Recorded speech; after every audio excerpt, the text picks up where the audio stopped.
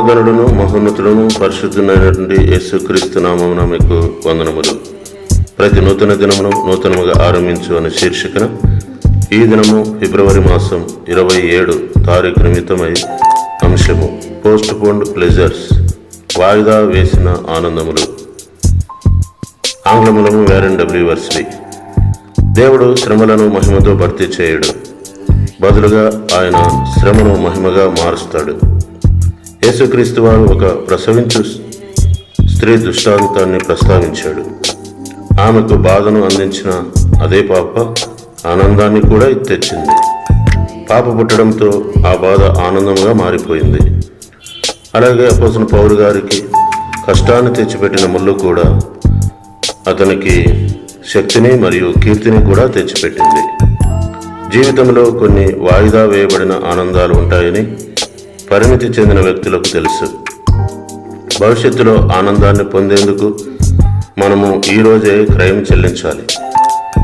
Piano వాయించే విద్యార్థి గంటకు స్కేలులను practice చేయడం ఆనందించకపోవచ్చు, కానీ అతడు ఒకరోజు అందమైన సంగీతాన్ని ప్లే చేయడంలో ఆనందం కోసం ఎదురు చూస్తూ ఉన్నాడు. అథ్లెట్ తన నైపుణ్యాలను వ్యాయామం చేయడము మరియు సాధన చేయడం కష్టంగా ఉండవచ్చు, అందులో ఆనందించకపోవచ్చు, కానీ అతడు తన వంతు కృషి చేయడం ద్వారా గేమ్ను గెలవాలని ఎదురు చూస్తూ ఉన్నాడు. అయితే క్రైస్తవులకు మరింత మెరుగైనది ఉంది.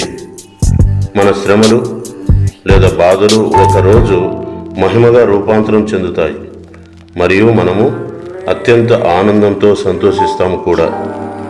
ఈ దిన వాక్యం: మన ఎడల ప్రత్యక్షం కాబో మహిమ ఎదుట ఇప్పటి కాలపు శ్రమలు ఎనదగినవి కావని ఎంచుచున్నాము. రోమా 8:18. ఇతర వాక్యములు: రోమా 8:17, 2 తిమోతి 3:11, యోహాను 16:20-22 వచనములు, 2 కొరింథీ 12:7-10 వచనములు. మనము చేయవలసిన పని: మీ జీవితంలో దేవుడు మహిమగా మార్చిన బాధలను గూర్చి ఆలోచించండి. ఈ సత్యాన్ని లోతుగా అర్థం చేసుకున్నటకు సహాయం చేయమని ప్రభువును ప్రార్థించండి.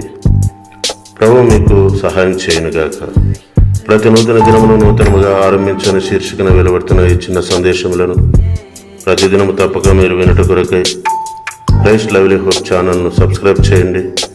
తెలిసిన వారికి షేర్ చేయండి, వీడియోను లైక్ చేయండి. దేవుడు మీకు సహాయం చేయనుగాక.